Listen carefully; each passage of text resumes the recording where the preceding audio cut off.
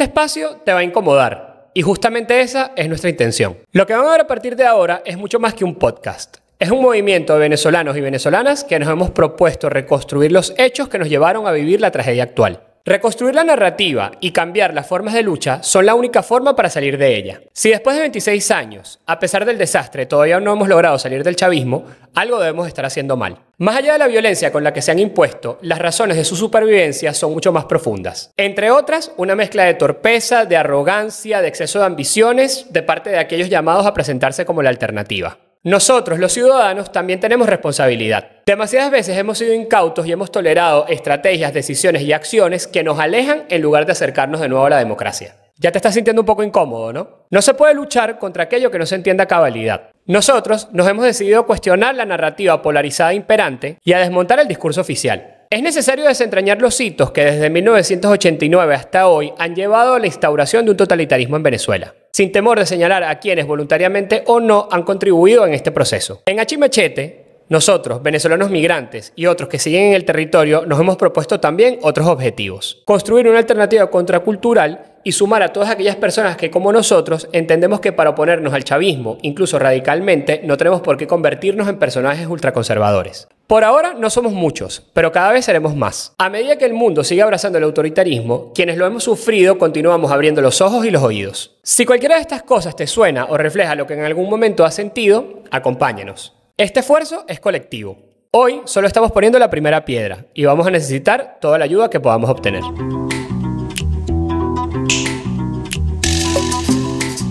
Bueno, bienvenidos todos y todas. Esta es la tercera vez que grabamos este intro, aunque no parezca. Hoy nos acompañan Rodrigo Gil, filósofo de confianza de la casa, Ana Karina Caldeira, que es socióloga, parte del equipo también de Achimachete, Luis Remiro, que es politólogo, y bueno, yo, que no tengo nada que ver con este mundo de las ciencias sociales, di tu nombre. Más allá de ser salsero frustrado, que es mi único... Pero tu nombre, la gente tiene que saber quién eres. Bueno, yo que soy Luquen Quintana, por supuesto. El ingeniero más humanista que conozco. Exacto, muchas gracias. Hoy, bueno, vamos a empezar con este primer capítulo de este espacio, que como les hemos dicho, es para nosotros mucho más que un podcast. La idea es que sea un espacio permanente de debate y de discusión, no solamente sobre la actualidad de lo que está pasando en Venezuela y la relación o la interacción de lo que está pasando en Venezuela con las cosas que están pasando en el resto del mundo, sino también un ejercicio colectivo y un ejercicio de reflexión grupal de todos esos hitos históricos o de todas esas situaciones o circunstancias históricas que nos han traído a la consecuencia actual, que es la implantación de un totalitarismo en Venezuela. Para empezar el día de hoy, creo que era importante que vamos a centrar este primer episodio piloto, como lo queramos llamar, en una actualización un poco de la situación actual en el país, sobre todo repasando toda esta cantidad de locuras y de cosas raras que han pasado en estos últimos 6 meses, después de esta euforia que hubo el año pasado con las elecciones, el mega bajón en el que estamos en este momento. Y bueno, luego continuaremos, iremos alternando también con episodios históricos. Vamos a estar también próximamente sacando un primer episodio sobre el Caracazo como el primer evento fundamental que para nosotros es el hito fundacional de lo que conocemos como chavismo hoy en día, ¿no? Yo diría que ocupemos estos primeros minutos en contarle un poco a la gente que no nos conoce y que lo que ha visto son algunos videos de nosotros, sobre todo Luis, Karina, que estuvieron ahí desde el primer momento. Rodrigo se incorporó un poco más tarde al proyecto. Bueno, la motivación, que un poco la traté de explicar en el intro, pero que podemos desarrollar más, de la creación de este espacio, y también, bueno, los pasos que hemos ido dando para llegar a donde estamos hoy, ¿no? Hubo unos reels, hubo un documental, hubo una serie de cosas, y ahora estamos como reagrupando y avanzando respecto a esto. Entonces, bueno, no sé si quieres comenzar tú, Luis, echando un poco el cuento, que la gente nos conozca y ir viendo cómo vamos, ¿no? No, bueno, yo creo que esto es un avance significativo de cuando nos planteamos inicialmente este proyecto. Te voy a interrumpir, porque yo que soy el que llegó después, sí. ¿Cómo fue la primera conversación para armar Achimachete? Bueno, fue una reunión, digamos, entre nosotros tres, Maffer, que es otra colaboradora del proyecto, recuerdo... Una reunión. Con muchos pasos de por medio. Todo burocracia, pero bueno, nos sentamos y yo creo que fue... Obviamente, siempre sensibles a lo que pasa en Venezuela, independientemente, aunque algunos de nosotros llevemos años fuera, no solamente, obviamente uno siente siempre a su país, tenemos familia ya en algunos casos, amigos, etcétera, etcétera. Y de alguna manera yo diría, y esto quizás es una opinión personal, pero también un poco el espíritu que había ese día, era que había como una narrativa bastante marcada de lo que se suponía era la oposición. Okay. Y de lo que se suponía que era o lo que tenía que ser la disidencia venezolana en el exterior, de alguna manera. Entonces, de alguna manera era como siempre un poco lo mismo, bastante ideológicamente parcializado y como que no había una alternativa.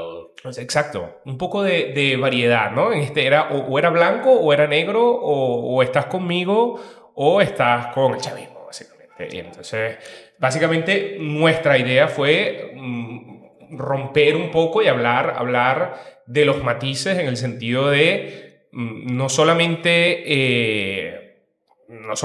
cómo se construyó todo este proceso revolucionario y en qué se supone que es el chavismo a nivel ideológico y cómo llegaron hasta acá, sino también en qué se ha convertido la oposición, ¿no? O sea, cómo ha ido trascendiendo y digamos de que cuando hablamos de oposición no estamos hablando de un cuerpo monótono, sino una variedad que básicamente está unida para derrotar un poco o volver a la democracia en Venezuela, ¿no? Bueno, podríamos decir unida, entre comillas.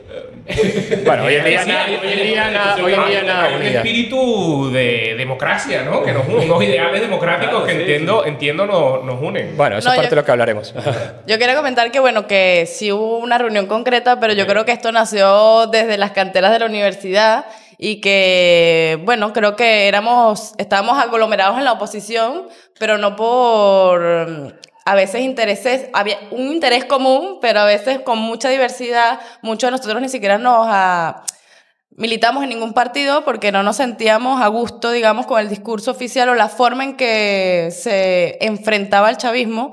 Yo creo que esa visión crítica que teníamos es lo que, y que con los años se fue curtiendo, obviamente, o reafirmando, terminó siendo H y machete, pero creo que eso ha sido nuestra posición desde que tenemos uso de razón política, sí. Que a veces estábamos dentro de una esfera en la que no nos sentíamos cómodos del todo, porque no es que no solo que no manejábamos el discurso, sino que a veces parecía hecho por esas mismas personas que hicieron que el chavismo estuviese en el poder. Sí. Ahí yo agregaría también sobre esto que dice Luis, como para concretarlo, dos cosas que a nosotros nos preocupaban significativamente. Lo dijimos ahora en el intro, pero lo vuelvo a decir.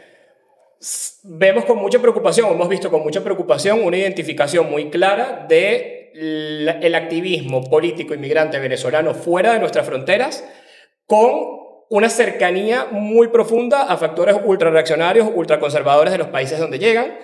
Esto nos hace además ser rechazados en algunos casos y dificultar la integración, porque además tendemos a ser siempre venezolanocéntricos a la hora de interpretar la realidad de los países a los que los migrantes venezolanos han llegado, y eso nos mete de lleno en el debate o la polarización interna de esos países y genera rechazo en sectores amplios. Sabemos que aquí en España ha pasado en Chile, ha pasado en Perú, ha pasado en otros países. Y creo que hay otra cosa clave que también dijimos en el intro que compartimos todos acá, y es este entendimiento de que para hacerle oposición al chavismo o para crear una verdadera alternativa disidente es necesaria la creación colectiva de una identidad cultural diferente. Que nos guste o no, desde mi punto de vista, y acá el filósofo puede hablar un poco más de esto, el chavismo sí que promovió una identidad cultural propia. Que nos guste o no nos guste, que sea correcta o no sea correcta, es otro debate, pero claramente tomó elementos del folclore, elementos del ultranacionalismo, elementos militaristas, hizo una especie de pasticho que le vendió a la gente y mucha gente lo compró. ¿Qué le ha vendido la oposición venezolana al país como alternativa a eso? Poco o nada. ¿Sí? Ni siquiera María Corina Machado, que digamos ha tratado de imponer como esta onda un poco más ideologizada, liberal, tal. El liberalismo como ideología política tampoco tiene un contenido cultural que pueda ser equiparable a esto que estamos hablando.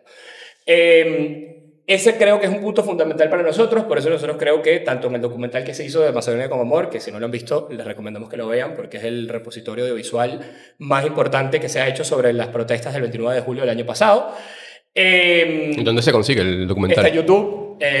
Gracias. Sí, es importante porque lo manda a ver y no sabe dónde ir. Hemos tratado de incorporar a nuestra imagen o a la imagen del proyecto una estética particular, un formato, digamos, una identidad colectiva. Una identidad colectiva de lo que es la venezolanidad que actualmente, digamos, ha quedado difusa porque la venezolanidad ya no existe solamente dentro de nuestras fronteras, sino que ha trascendido nuestras fronteras y además ahora se está enriqueciendo de las experiencias diferentes que tienen los migrantes venezolanos en todos los países a los que llegan, ¿no? Tú, Rodrigo, ¿por qué? O sea, ¿qué te llamó a incorporarte? Esto fue raro porque fue más bien una amiga de todos nosotros que me dijo, tú deberías hablar con la gente de Hachi Machete. Así, pero yo estaba aquí en Barcelona, como todos ustedes, pero yo no los conocía, yo no había llegado a nada de su contenido. Yeah. Y cuando nuestra amiga me dijo, habla con ellos de una, la reunión fue como un onboarding tipo, bueno, a mil por hora. Y que, bueno, vamos a hacer esto, aparte que estábamos... Sí, fue justo después de las elecciones. Y fue conociste justo. a la Dan Sandler venezolana. Conocí a Dan Sandler, además, si no lo conocen, se los presento, aquí está, miren. Por favor, ya. No, bullying, no, por favor. Ajá.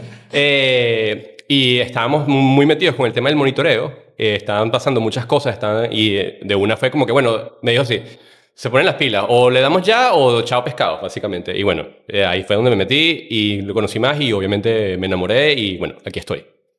Creo que es importante a lo mejor también contar que esto, Karina, no es solamente un espacio que existe en redes sociales, sino que al día de hoy Hachi Machete se ha convertido en una asociación civil, una asociación migrante que está basada acá en Barcelona, pero que tiene miembros que están en varias partes del mundo. Entonces, bueno, también cómo ha sido un poco todo ese proceso, ¿no? De aterrizarlo también a la realidad y poder llegar a tener incluso un espacio como este, habiendo partido de una cosa que originalmente era solamente aire, digamos. Bueno, eso es un trabajo en el que no estuve muy involucrada. Honestidad de por medio. No, pero... no, yo lo que quería comentar es que por qué tiene esta forma, ¿no? Porque aparte de darle capaz un sentido ideológico a una oposición a...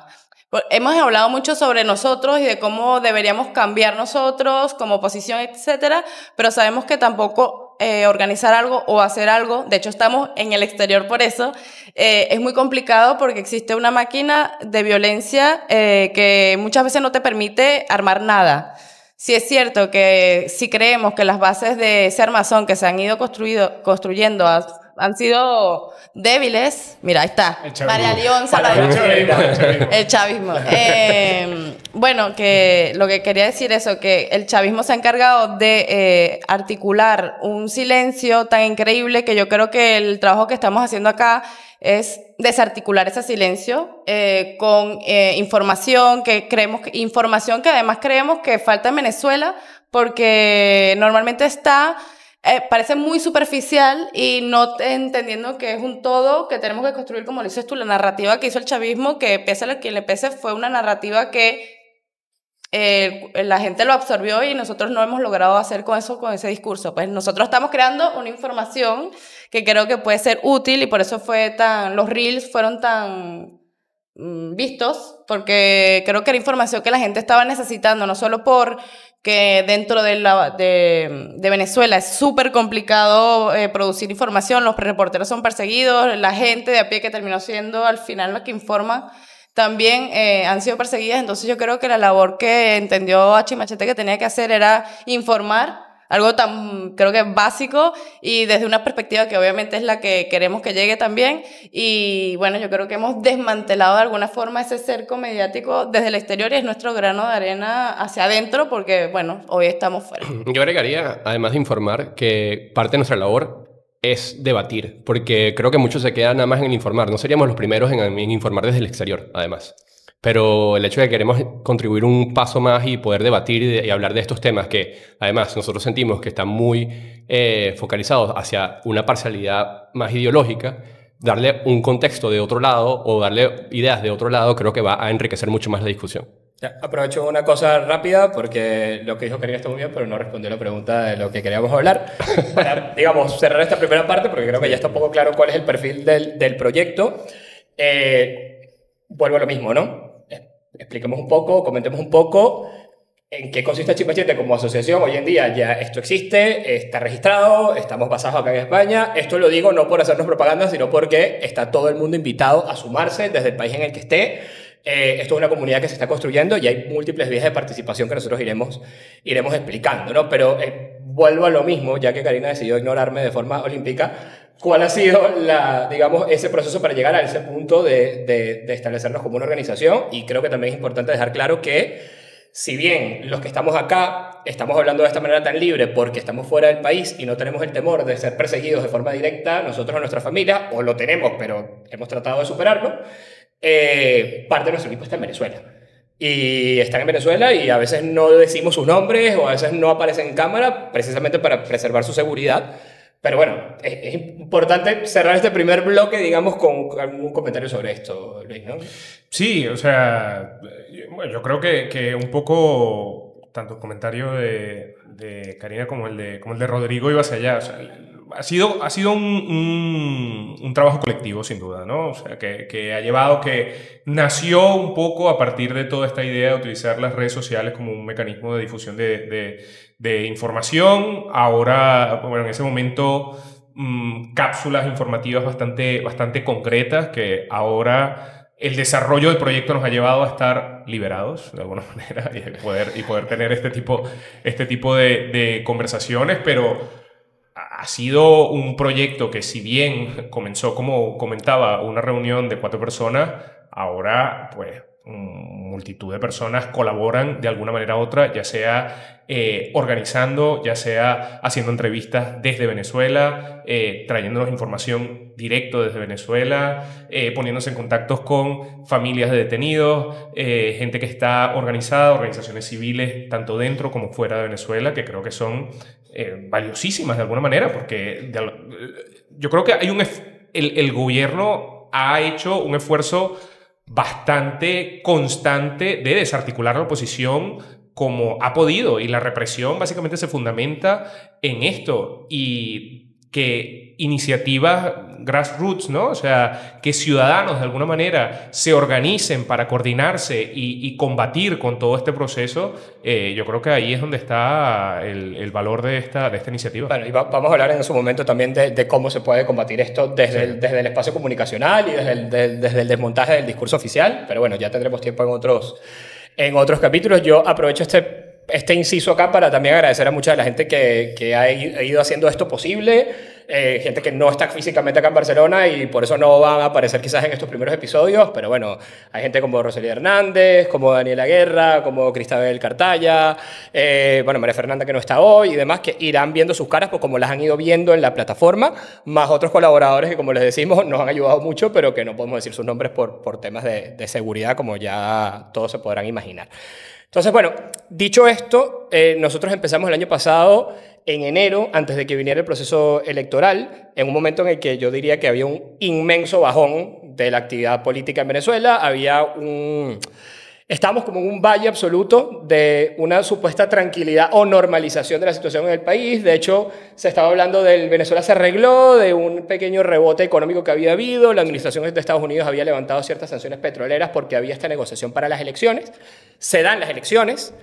Y bueno, después de todo este proceso de inhabilitaciones y que no se le permitió la candidatura a María Corina Machado, que era quien había ganado las primarias, se da esta sustitución por la candidatura de Edmundo González y definitivamente pasa lo que pasa el 28 de julio, Edmundo González arrasa, se roban las elecciones de manera abierta. Para todo el que tenga dudas sobre esto y esté viendo esto desde fuera de Venezuela o no sea venezolano y no tenga suficiente contexto, que sepan que investiguen un poco el robo electoral que sucedió el año pasado en Venezuela. Es posiblemente el robo electoral más importante que se ha hecho en la historia de América Latina, ¿no? Porque es una cosa que no intentaron ni siquiera ocultarlo de ninguna forma. Pero bueno, eso generó una inmensa reacción social. Esa reacción social hizo una especie de estallido el 29 de julio. De nuevo, repito, que es lo que tratamos de abordar en este documental que hicimos. Se va a cumplir un año pronto y tendremos un episodio sobre esto especial, y además haremos un evento acá en Barcelona para conmemorar esto que pasó. Pero bueno, ese gran estallido culminó con una racia represiva bestial y eso nos trajo un poco hasta 2025. Y la idea de este también, de este primer episodio de hoy, es comentar un poco en qué punto estamos ahora. Entonces yo voy solamente a comentar algunos de los hitos clave de lo que ha pasado este año y de cómo hemos llegado a este punto donde parecería que estamos peor que nunca. Y bueno, podemos hablar un poco sobre algunos de ellos y comentarlo, ¿no? El año comenzó con una inmensa expectativa, porque el 9 de enero se suponía que era el momento en el cual se concretaba el fraude, en el sentido de que debía haber sido la fecha en la que cambiara el gobierno, ¿sí? Es decir, Se cobraba. Se cobraba la elección y además se creó, hay un debate ahí sobre si fue responsable o no haberlo hecho, una inmensa expectativa de si Edmundo González iba a regresar a Venezuela. Ya hablaremos también del episodio famoso de la huida del mundo de Venezuela y el refugio en España y lo que eso ha significado en España y en Venezuela, porque a veces nos quedamos solo con la repercusión en Venezuela, pero acá en España eso ha sido un tema bien polémico también. Y bueno, todo este clímax, que además coincidió con que lanzamos el documental y demás en enero, terminó con el inmenso bajoneo del famoso video del secuestro de María Corina y del bolsito azul y demás. Y bueno, de nuevo, un valle absoluto de actividad después de la inmensa expectativa que hubo, que se ha ido profundizando desde que se supo que el mundo estaba fuera del país, luego que María Corina aparentemente está refugiada en una embajada en Venezuela, que sale solamente de manera puntual. Nunca quedó completamente aclarado exactamente qué fue lo que pasó ese 9 de enero y a partir de ahí ha venido, entonces, dos cosas que creo que son las que han marcado de verdad este año, ¿no? Y ahora las podemos comentar. Por un lado, la famosa puerta giratoria, que está más giratoria que nunca, de liberación a goteo de ciertos presos políticos. Cuando hablamos de presos políticos, y en este espacio nosotros tratamos de que sea así, nos referimos no solamente a los políticos presos, sino a los presos por razones políticas, que son la gran mayoría de gente que simplemente participó en una protesta o estaba en el lugar equivocado en el momento equivocado y que son los que tienen la menor cantidad de solidaridad y que sus familias son las que más están sufriendo. Y esta entrada y salida de gente que hoy en día sitúa este número en 1000 y tantos presos. Lo podemos buscar, Rebeca, luego el número exacto. 1.600 en enero. Bueno, 1.600 en enero. Hoy en día hay un número un poco menor, pero unos que han salido, otros que han entrado. Luego, la dinámica venezolana se la está comiendo, o se la ha comido por completo. Disculpe que me alargue un poco, pero para cerrar el cuadro, se la ha comido por completo la dinámica internacional.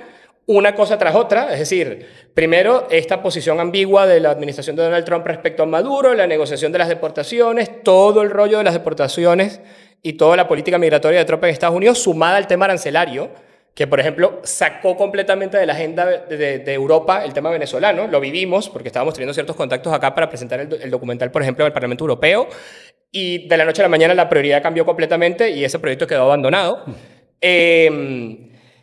El tome y dame con la licencia de Chevron, yo diría que hablemos también un poco de esto. Y luego, bueno, el último episodio, que ha sido como el último clavo en el ataúd del proceso del año pasado, que fue la división de la oposición respecto a las elecciones regionales y parlamentarias. Y, bueno, la participación de un sector que, bueno, podemos discutir sobre si tenía sentido o no la participación, pero si vamos a los resultados prácticos, fue que quedaron totalmente humillados. Y, bueno, la oposición más dividida que nunca, ¿no? Entonces, pareciera que estamos en el peor momento posible, después de que venimos de haber estado en un momento donde parecía que el cambio era inminente. Entonces, bueno, dejo libre que cualquiera comente sobre cualquiera de estos puntos y empecemos por ahí, ¿no? Yo diría que al final el tema de la política exterior es lo que más ha marcado lo que está pasando en el país, ¿no? Que voy a resaltar un par de cosas de lo que comentaste, pero además es curioso, y aquí voy a aprovechar a soltar temas politológicos, porque, bueno, ¿no? Un poco la idea. Un poco, exactamente. Para que nos estoy aquí. estafes. Exactamente. Voy a estafar aquí a...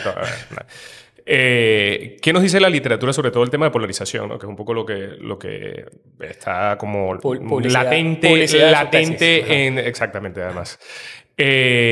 Nos habla un poco de cómo justamente estos procesos de enaltecimiento, de movilización, ¿no? se encrudecen mucho más alrededor de las elecciones. Y justamente en todo este cronograma que comentabas, desde hace año y medio no hemos dejado de estar en elecciones. ahora mismo, cuando salga este episodio, en donde sea, estamos en plena campaña electoral porque se avecinan las elecciones municipales. Y viene después otra más. O sea, ya se está tanteando. Exactamente. Y luego las consultas de los consejos comunales. Exactamente. Exacto. Y de la Constitución no es... O sea, no, sí, por eso. Exacto, El referéndum de la reforma también. Eso. Y es curioso ver cómo esta dinámica de alguna manera se da en contextos no democráticos, en donde sí que hubo esta gran movilización alrededor de las elecciones presidenciales, donde un montón de gente se movilizó, donde robaron las elecciones, pero una vez eso ocurrió, de alguna manera, pues todo el sentido del voto que se recuperó, de alguna manera, porque no sé si lo recuerdan. Tú que comentas, quizás la oposición está más dividida que nunca. Es que todos estos procesos parecen de alguna manera como cíclicos. No sé si recuerdan que en el año 2015 la oposición ganó con mayoría absoluta la Asamblea Nacional, de alguna manera. Claro.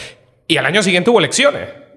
Y las perdió unas elecciones regionales. Bueno, llamaron a todo el tema del referéndum, que diría que es el proceso más claro de autocratización que hubo en Venezuela en los últimos años, y creo que lo que marcó ese paso definitivo entre Venezuela medianamente democrática a Venezuela bastante autoritaria, ¿no? Entonces, de alguna manera se recuperó esa gran movilización, esa gran esperanza, y una vez se acabó eso, la oposición volvió a perder cualquier tipo de sentido, no se supo articular sobre ninguna otra cosa, y ya este sentido de alguna manera es que moviliza a la gente pues a participar políticamente en los pequeños espacios que da el gobierno, porque como comentaba Karen antes, o sea, no olvidemos de que todo esto es por culpa del chavismo y cómo ha pues suprimido cualquier oportunidad o espacio de participación.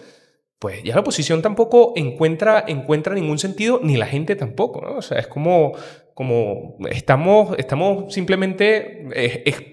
somos espectadores de una discusión que carece de sentido entre varios bloques. Bueno, no, que el chavismo y la oposición creo que han prostituido el voto. O sea, llega un momento que la democracia solo se entiende a través del voto. De hecho, yo estaba en una maestría y hablamos y me dijeron, no, es que Venezuela ha tenido más elecciones que... Dice, sí, pero ¿esas elecciones son realmente vinculantes? ¿Realmente tienen un sentido? ¿O es solo como el ratoncillo que nos dan a la oposición como para que nos organicemos, para que tengamos otra vez esperanza, que bueno, que sube, baja, tal? Y parece la única forma en que la oposición puede articular a la oposición, o sea, a la gente, y el chavismo es como su...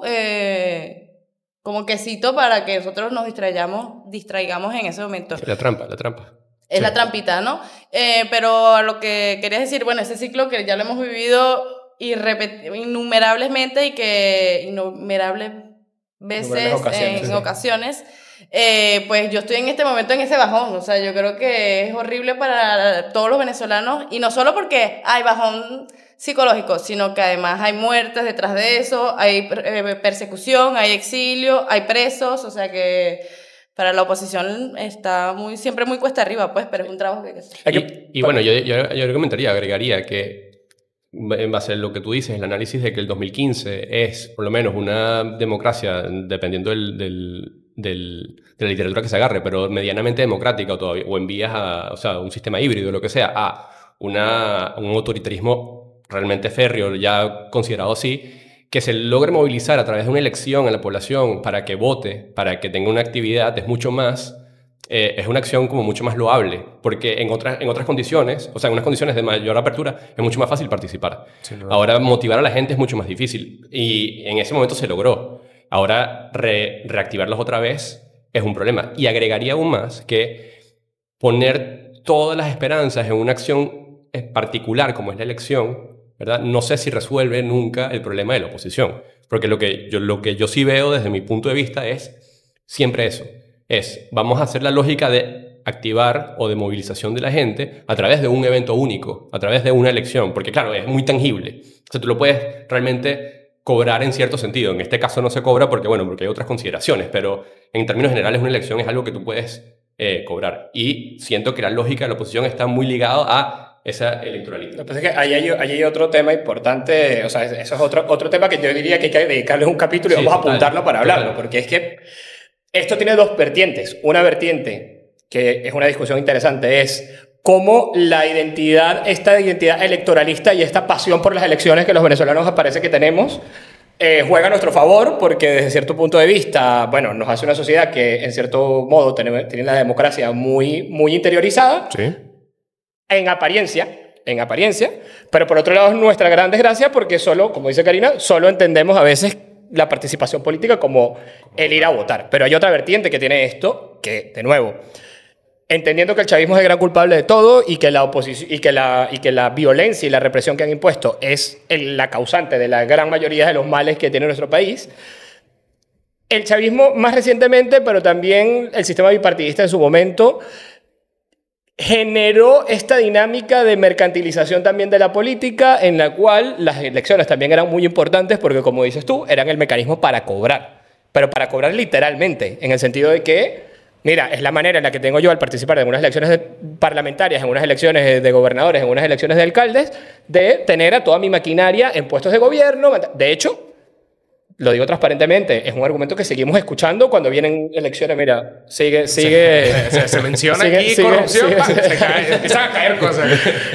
No hables mucho porque para que dejar el Bueno, decía que sigue siendo un argumento que escuchamos cuando vienen elecciones, así como, bueno, pero ¿qué va a pasar con la gente de los partidos? Pues bueno, si la gente de los partidos está en los partidos solamente porque va a cobrar, entonces ese partido no tiene razón de existir, ¿sí me entiendes? El chavismo profundizó esto ya venía un poco del bipartidismo, es algo que pasa en todos los países, pero yo lo veo como algo muy marcado en la oposición venezolana, sobre todo, que esto lo relaciono también con lo de la identidad cultural, desde el punto de vista ideológico, entre las diferentes organizaciones que forman parte de la oposición, las diferencias ideológicas son nulas o inexistentes, básicamente. Es decir, ¿qué diferencia realmente a un militante de Primero Justicia de un militante de Voluntad Popular hoy o de un Nuevo Tiempo? Pues habrá el que sea un adeco histórico y que sabe lo que es la socialdemocracia y cree en la socialdemocracia, pero la gran mayoría de gente está en el partido por una simpatía personal o por un líder carismático o porque es su manera más fácil de acceder porque es el partido dominante en el área en la que está, con el respeto de quienes están en los partidos, que todos acá de alguna manera en algún momento hemos estado cerca o militando o lo que sea, pero es la realidad que nos encontramos. Y el chavismo profundizó eso, convirtiendo el Estado en una gran maquinaria electoral en la que todo el dinero del gobierno, estaba bueno, a disposición para financiar todas estas figuras de organización comunitaria, que no son figuras de organización comunitaria, que son figuras de organización electoral. Los famosos VC, los comanditos, bueno, los comanditos son de la oposición, pero las unidades de batalla. Bueno, que los comanditos es un poco lo mismo, porque los comanditos se organizan en función de la elección y ya hemos visto que una vez que la elección pasa, cuando es el momento de organizarse desde la base, y de nuevo me disculpan que estoy hablando de esto desde fuera, pero también he sido de los que ha tenido que organizar esto en terreno. Es que no es la primera vez. O sea, claro. En el 2015 o en todas las elecciones pasadas se ha hecho cosas bastante parecidas alrededor de organizaciones como la Mesa de la Unidad Democrática, ¿me explico? O sea, no estamos aquí, no se reinventó la rueda, quiero decir. Esto son cosas que ya existen y son dinámicas del partido que simplemente pues, se han retomado hasta ahora. Pero bueno, algo que sí quería comentar, dos cosas con lo que acabas de decir. Uno, primero el tema de esta o la falta o carencia de ideología, ¿no? Tampoco, digamos, no pensemos tampoco que esto es como único en Venezuela, de alguna manera esto es como la característica básica de... El centrohumanismo no es una ideología. Del posmodernismo. No, pero de Latinoamérica en general, ¿no? O sea, hay una carencia de ideología en general, hay un montón de literatura que... Después de haber sido ultra ideologizados en su momento. En su momento, pero bueno, simplemente en la última ola de democratización esto... Bueno, las ideologías nunca han sido... Podríamos decir que está volviendo a eso, pero más con la derecha, con la ola de la derecha, o sea, claro. O sea, sí, no sé si América Latina del todo, pero por lo menos en Europa está pasando. Bueno, en Europa, claro. Pero bueno, estamos hablando de países con unos sistemas de partidos bastante desarrollados y bastante fuertes, ¿no? Con respecto a sistemas ultra volátiles como ocurre. Batalla de politólogos. Sí. Pero quería decir dos cosas y algo, de nuevo, rescatando aquí literatura. Uno, en Venezuela ha ocurrido algo bastante interesante en términos con una literatura bastante nueva de los trabajos de Teresa Gessler. Perdón. Perdón. ¿Qué Teresa qué? Sí, vale. Es que habla de lo que tú estabas comentando, justamente de esta idea de cómo, de alguna manera, en contextos autocráticos se crea como un nuevo clivaje, ¿no? O sea, en términos de democracia y autocracia, y que esto ha ocurrido claramente en No aguanta su propio chiste, eso es lo que pasa, que no. Esto es clásico de la gente narcisista, ¿viste? Que suelta el chiste y no la soporta después. Ajá. Y otra cosa, el tema de las elecciones y un poco lo que estaba comentando Karina antes de que no lloré. Toma agua. Sí, de lo que estaba comentando Karina antes, o sea, sobre el tema de la participación electoral. El gurú Adam Przeworski tiene una obra del 2011, ¿Por qué las elecciones importan? Y habla de la importancia de participar en las elecciones, aún sean en contextos autocráticos, ¿no? Porque de alguna manera incomodan a las élites gobernantes porque, como el 29 de julio, por ejemplo, retomando un poco el espíritu de este comentario, nunca sabes no sabes qué va a pasar. Claro. Independientemente, aunque creas que tienes todo el control de absolutamente todo, sabemos que esto es imposible, digamos, no es natural en el orden de las cosas. Agregaría que lo que ha hecho el chavismo, que ha sido muy estratégico, es cómo revertir la elección siempre a su favor. O sea, una cosa que, por ejemplo, en el primer caso importante donde lo tuvo muy cuesta arriba fue la elección de la Asamblea Nacional del 2015. Sí. Y el mismo día del resultado dijeron que los tres diputados de Amazonas no habían sido electos o se inventaron cualquier cosa para precisamente no tener la mayoría calificada. Caso que no está resuelto a día de hoy. Ese es uno de los hitos que vamos a estudiar en uno de los capítulos del caso de la elección 2015. Claro, pero bueno, la parte estratégica de ellos, que ellos sí tienen que de cierta manera estructurar, es cómo yo utilizo la elección a mi favor siempre. Eso es como el... Bueno, eso porque también tienen control absoluto de la institucionalidad y de los militares y de absolutamente todo para hacer lo que les por lo que ustedes comentaban. O sea, la oposición también se queda ahí. Claro. La elección no puede... A mí, en particular, me parece una herramienta valiosa, porque, de nuevo, es el único espacio que de alguna manera permite el chavismo a la oposición coordinarse de alguna manera, pero la oposición se queda ahí. Vamos a ganar las elecciones, unas elecciones que, como vimos, no vas a poder cobrar. Y una vez eso se acaba, dice, bueno, ¿qué hacemos? Nos quedamos aquí descabezados totalmente. La oposición, creo yo, tiene que utilizar las elecciones como una herramienta para coordinar a la gente, para permitir de alguna manera coordinación ciudadana, lo que tú vas hablando de las bases, porque de alguna manera aquí todo viene como de arriba hacia abajo, pero cuando empieza un poco de coordinación ciudadana, pues ya nos perdemos, porque ¿dónde estaba la élite opositora el 29 de julio? Desapareció. O sea, la gente salió a la calle a defender el voto. No solo desapareció, unos hasta dijeron que era inconveniente lo que está pasando en público, ¿no? ¿Ibas a decir algo antes de tu descarga de dopamina que tuviste extraña? No, que la oposición, para conectar con el exterior, ¿no? Que la oposición tiene esta dinámica y la oposición y el chavismo de las elecciones, de jugar este jueguito, y luego está la otra dinámica que es la de entreguistas y defensores de la patria, ¿no?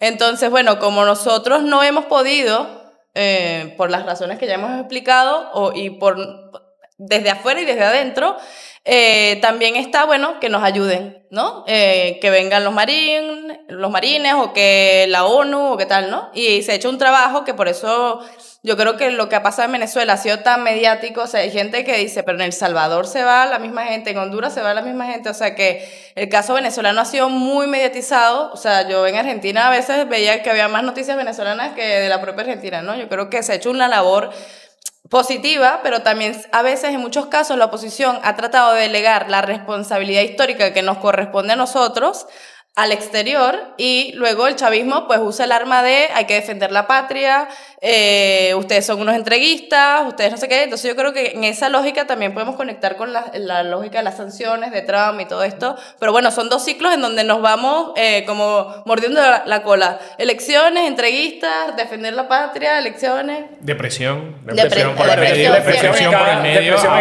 ahora no sé en dónde estamos. Bueno, ahora estamos desde mi punto de vista, o lo que yo creo, y esto me ha costado discusiones profundas y muy fuertes con amigos y con no tan amigos. Particularmente estamos en un momento donde vamos a llamarlo la dirigencia opositora. Voy a hacer un pequeño inciso aquí. Yo detesto el término oposición. La oposición, porque es que cuando la gente habla de la oposición, incluso nosotros mismos hablamos de la oposición, reforzamos esa noción inexistente de que la oposición es una especie de bloque monolítico en el que todos nos entendemos y hablamos el mismo idioma, y no es así. No, o una reacción a. Además, no solamente esto, sino que si se entiende la oposición como un bloque monolítico, ese bloque monolítico tiene que tener una identidad, ¿correcto? Y esa identidad que desde fuera se ve de esa oposición es la identidad que se ve como imperante porque es la más ruidosa justamente de que es este sector mayoritario más conservador, como les digo, más alineados a lo mejor con una línea de la derecha o la centroderecha internacional, en algunos casos hasta de la ultraderecha internacional, y eso pues bueno, genera la percepción de que el venezolano es así. Y realmente el venezolano es muchas cosas, ¿sí? El venezolano puede ser así, hay quienes son así, en diferentes clases sociales además, pero es un universo mucho más amplio y mucho más complejo de entender que eso. Yo quiero aprovechar lo que comentó Karina para comentar, porque ya tenemos bastante rato hablando, nos quedan unos 10-15 minutos. La oposición, como decimos, voy a volver al término que no me gusta, pero no tengo uno mejor, en este momento ha delegado, como dice Karina, toda su responsabilidad en depender de unos supuestos aliados internacionales. Y pareciera que fue la estrategia alrededor de la elección. Ganamos las elecciones y nos basta con demostrar que ganamos para que la reacción internacional sea tan fuerte que se logre el quiebre y el gobierno salga. Hay que reconocer que en este caso fue interesante el ejercicio de que la presión se ejerció no a través de los opositores tradicionales o los regímenes más opuestos al gobierno venezolano. Regímenes me refiero a sistemas, o sea, no, la presión no se hizo a través de Washington y a través de Londres, sino que se hizo a través de Bogotá y de Sao Paulo y de Brasilia y de México, ¿vale? Y Chile. Y de Chile, de aliados relativamente cercanos. Y de aliados que eran relativamente cercanos al chavismo, pero pareciera que más allá de eso no había más nada planteado. Y una vez que ese esfuerzo falló y el chavismo le demostró a sus propios antiguos amigos que era exactamente lo que la oposición siempre ha dicho que eran, entonces se acabaron las herramientas. Y ahora estamos como en una dinámica en la que estamos dependiendo total y absolutamente de las supuestas sanciones de Trump y de los caprichos de Trump sobre Chevron, bueno, y mientras tanto no pasa absolutamente nada, en el sentido de que está la gente totalmente reprimida y aplastada en el país, la dirigencia opositora escondida o resguardada, como es el eufemismo que se usa ahora, para referirse a lo que está pasando, y bueno, poco más. Entonces estamos totalmente sometidos a... Si Trump mañana dice que se pone de acuerdo con Maduro para hacer un acuerdo de entrega de los presos políticos americanos o estadounidenses contra las deportaciones, pues nos las calamos. Y si dice que le activa la licencia Chevron, nos las calamos. Y si dice que se la vuelve a activar, nos las calamos también porque no tenemos ningún tipo de contrapeso que hacer a esas narrativas. Entonces, bueno, creo yo que es una visión bastante irresponsable seguir apostando a eso. Ya se apostó a eso en 2019 y el resultado fue el que fue con el gobierno de transición, del que también hablaremos en otro episodio. Yo siento que estamos en el mismo punto otra vez. Bueno, no hay control. O sea, la oposición, independientemente, por el caso del ejercicio, vamos a llevarlo como un conglomerado monolítico. La oposición no tiene control sobre su propio destino. O sea, no ha desarrollado nada para decir, bueno, tenemos un plan para hacer esto y esto y esto y vamos a lograr esto y que nuestro objetivo es esto. Quizás si lo tienen, no es público, qué sé yo, no lo sabemos. Hasta ahora ha demostrado lo contrario. Entonces, depende completamente de Trump y de algunas cosas que puedan suceder por afuera, pero de resto no hay más nada. Particularmente este bloque que está ahorita dirigiendo la oposición, digamos. Sí. Dirigiendo la oposición, sí. Hay algo Escuchar que algo depende de Trump es que me da... Bueno, y es lamentable. Bueno, porque es la posición en la que nos han puesto, ¿eh? Claro. Sí. O sea, no, y no solamente Trump, sino hay una clara coordinación con lo que estabas diciendo, con lo que puede ser la peor gente del planeta, básicamente, o de las democracias occidentales, que además tienen una agenda claramente anti-migración, siendo los venezolanos el mayor éxodo que ha ocurrido en situaciones fuera de una guerra, e incluso situaciones de guerra, porque según datos de ACNUR superamos ya a la cantidad de número de inmigrantes sirios, que haya gente que de nuevo, la actual dirigencia opositora se esté articulando alrededor de esta agenda, o sea, me parece totalmente absurdo. Bueno, ya hemos visto las consecuencias en Estados Unidos. Hemos visto familias disueltas, con miedo, ante las posibles repercusiones de ser deportado y separado de tu familia o enviado a campos de concentración en El Salvador. Sí, sin palabras. No, Sí. no, no, no. No tenía nada. No, yo quería agregar una cosa ahí que, digamos, para también ser balanceados. Nosotros los que estamos en esta mesa y los que nos acompañan, estamos de acuerdo con que pecamos de aliarnos con lo que desde nuestro punto de vista es lo peor de todos los países, en algunos casos, ¿eh? Pero es que por el otro tampoco nos ayudan los que deberían ser nuestros amigos, ¿eh? Pero ¿cómo? Exactamente, o sea, es un debate interesante, porque al final es el pez que se muerde la cola, ¿no? Claro. El caso español es un caso particular.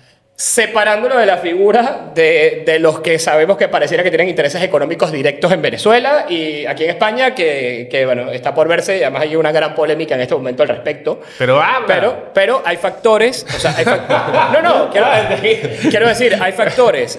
Que falta que me persigan en España, ¿te imaginas? Hay factores deportados. Pero mal estamos en Cataluña.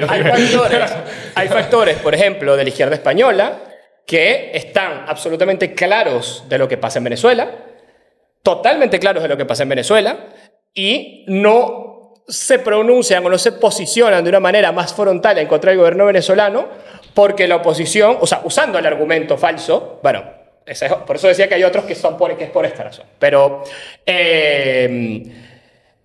usando el argumento falso o la falacia de que es porque la oposición está cuadrada con sus enemigos acá, que son los de la derecha.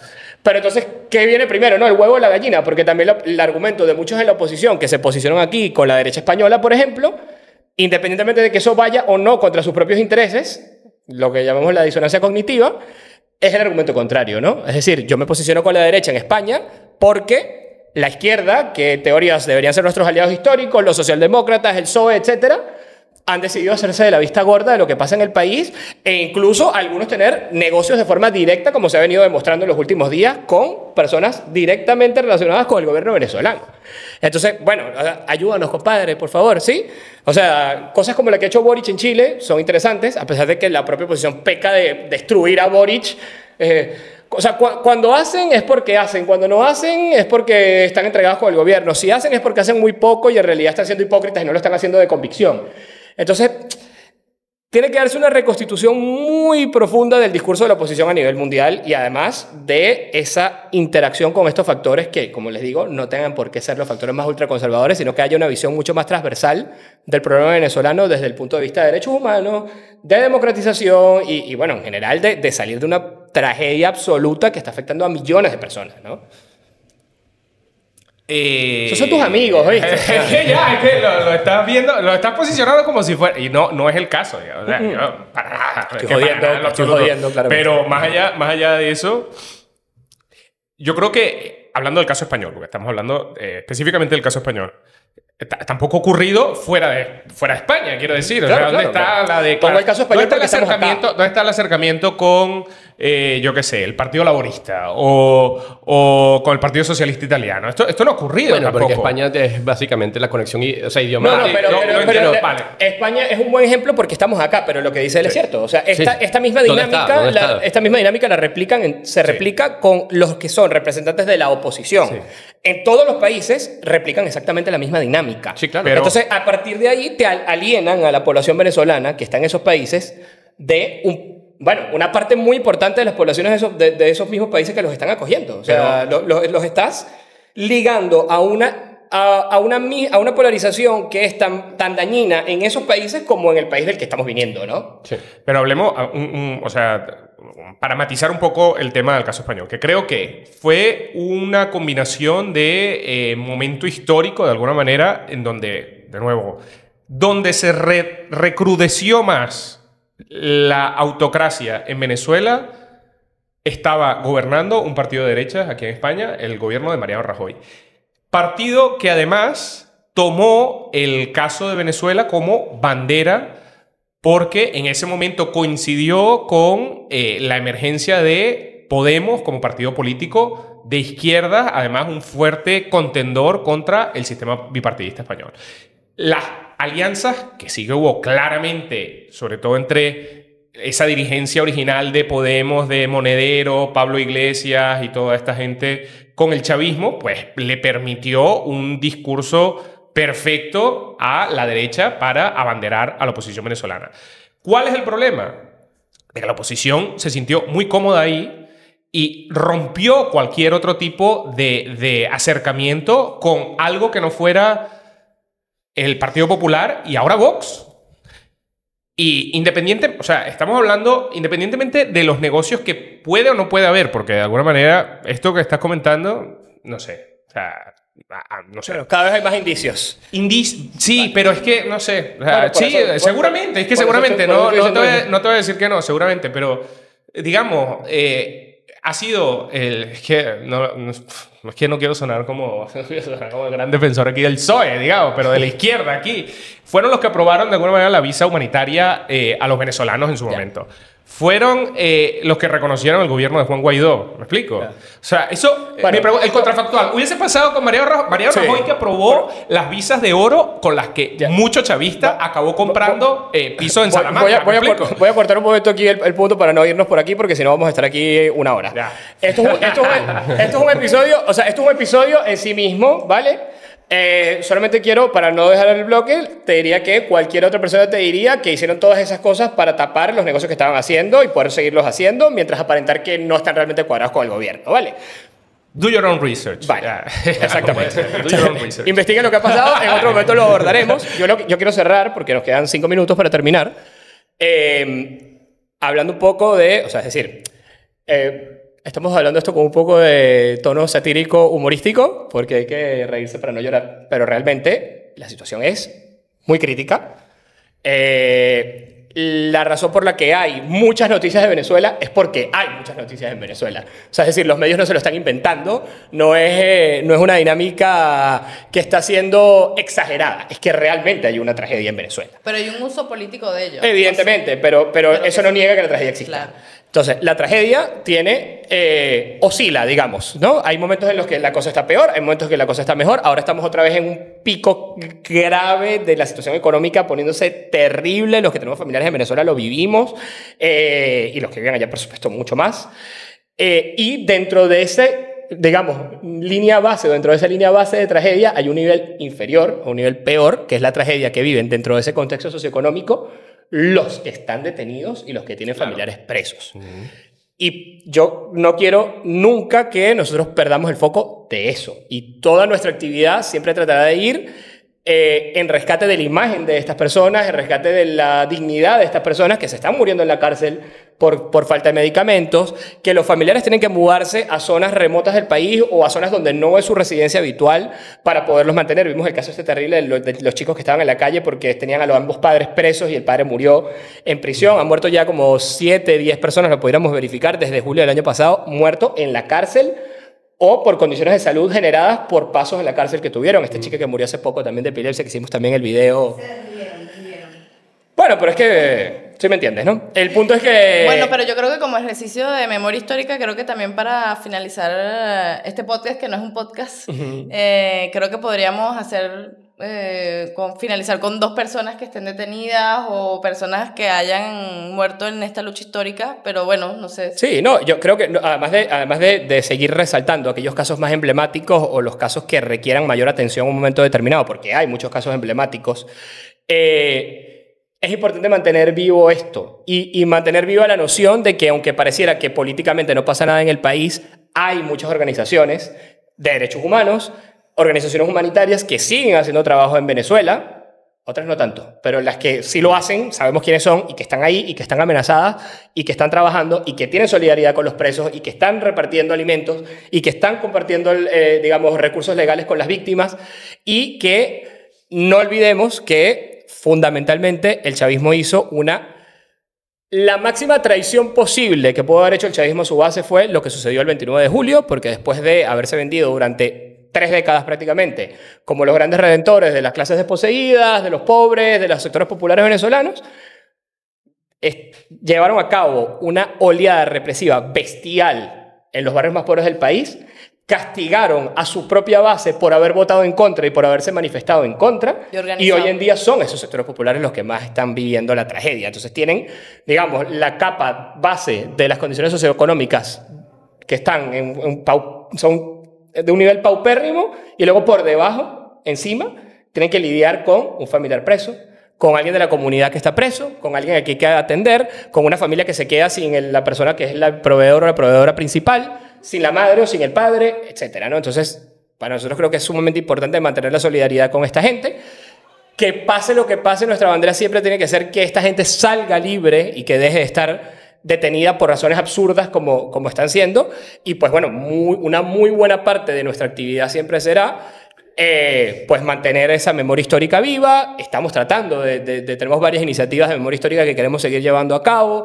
Estamos tratando de sacar una serie documental que vaya más allá de este documental que hicimos sobre el 29 de julio, y pues en esa línea nos vamos a estar moviendo. Y bueno, lo digo para que la gente esté pendiente, porque trataremos, a medida que el proyecto continúe creciendo, y ahora que ya somos una organización un poco ya con una identidad formalizada, pues empezar a hacer o a llevar a cabo iniciativas con esto.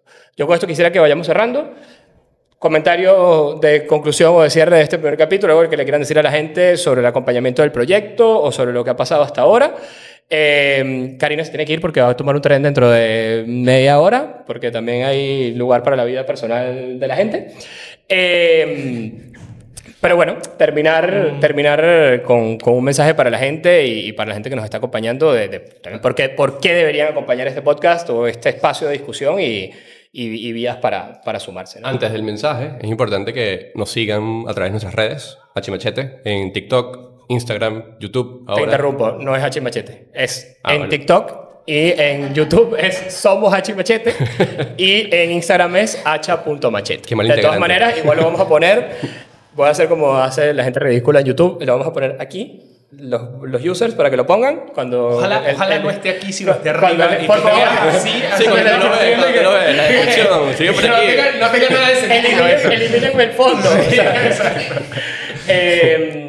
Y bueno, que evidentemente que lo hagan. Y bueno, nada, despedirnos, por favor.